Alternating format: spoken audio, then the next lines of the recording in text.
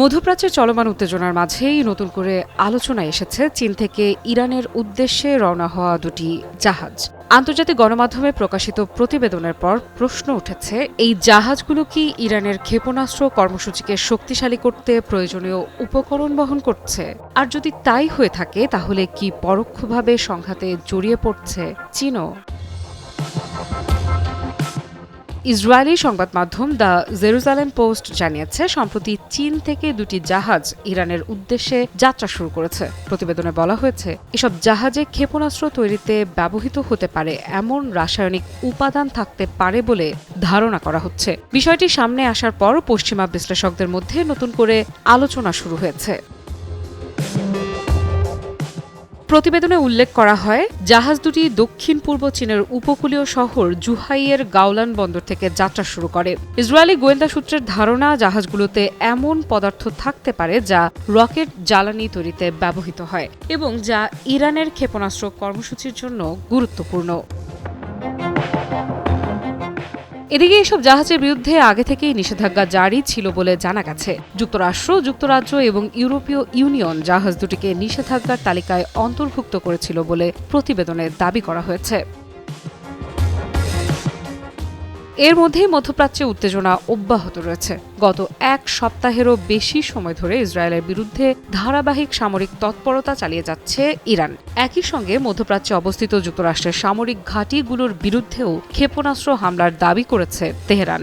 ইরানি সূত্রের দাবি, এসব হামলায় মার্কিন এয়ার ডিফেন্স সিস্টেম সহ কিছু গুরুত্বপূর্ণ সামরিক সরঞ্জাম ক্ষতিগ্রস্ত হয়েছে। যদিও এসব দাবির সত্যতার বিষয়ে নিশ্চিত হওয়া কঠিন, তবুও সামরিক বিশ্লেষকদের মতে ইরানের ক্ষেপণাস্ত্র ক্ষমতা অঞ্চলটির নিরাপত্তা পরিস্থিতিতে গুরুত্বপূর্ণ প্রভাব ফেলছে। পশ্চিমা বিশ্লেষকদের মতে মধ্যপ্রাচ্যের সবচেয়ে বড় ক্ষেপণাস্ত্র ভাণ্ডারগুলোর একটি রয়েছে ইরানের হাতে। দীর্ঘদিন ধরে দেশটি ব্যালিস্টিক ক্ষেপণাস্ত্র ও ড্রোন প্রযুক্তিতে বিনিয়োগ করেছে এবং সেই সক্ষমতা ক্রমেই বাড়িয়েছে। সাম্প্রতিক বছরগুলোতে ইরান আত্মঘাতী ড্রোন, দূরপাল্লার ক্ষেপণাস্ত্র এবং আকাশ প্রতিরক্ষা ব্যবস্থায় উল্লেখযোগ্য অগ্রগতি অর্জন করেছে বলে ধারণা করা হয়। পাশাপাশি লেবাননের হিজবুল্লাহ এবং ইয়েমেনের হুথি আন্দোলনের মতো আঞ্চলিক গোষ্ঠীগুলোর সঙ্গে ঘনিষ্ঠ সম্পর্কও গড়ে তুলেছে তেহরান। বর্তমান সংঘাতে হুতিদের তুলনামূলক কম সক্রিয় দেখা গেলেও লেবাননের হিজবুল্লাহর তৎপরতা নিয়ে নতুন করে আলোচনা শুরু হয়েছে। ফলে মধ্যপ্রাচ্যের সংঘাতকে ঘিরে আঞ্চলিক শক্তিগুলোর ভূমিকা নিয়ে আন্তর্জাতিক পর্যায়ে উদ্বেগ বাড়ছে।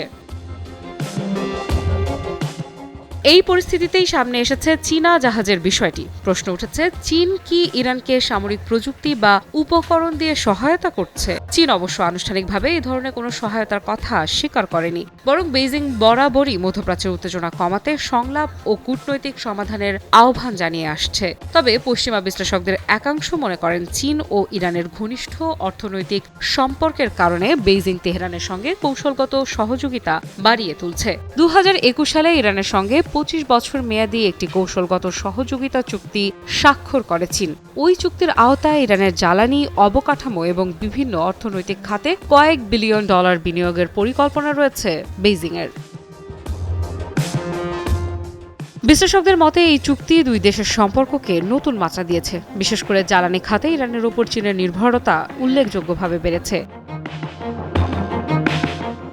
ব্রিটিশ বার্তা সংস্থা রয়টার্সের এক প্রতিবেদনে বলা হয়েছে, ইরানের রপ্তানিকৃত তেলের বড় অংশের ক্রেতা হচ্ছে চীন। কিছু প্রতিবেদনে দাবি করা হয়েছে, ইরানের প্রায় 90% তেলই শেষ পর্যন্ত চীনের বাজারে পৌঁছায়। আমি ভরসা রাখি হিরন স্মার্ট ওয়াটার পিউরিফায়ারে। এমন পরিস্থিতিতে পশ্চিমা বিশ্লেষকদের একাংশের ধারণা, জ্বালানি তেল সরবরাহের বিনিময়ে চীনের কাছ থেকে বিভিন্ন ধরনের প্রযুক্তিগত বা সামরিক সহায়তা পেতে পারে ইরান। যদিও এই অভিযোগ নিয়ে এখনো কোনো আনুষ্ঠানিক মন্তব্য করেনি বেইজিং। আফরিদা ইফরা, নিউজ 24।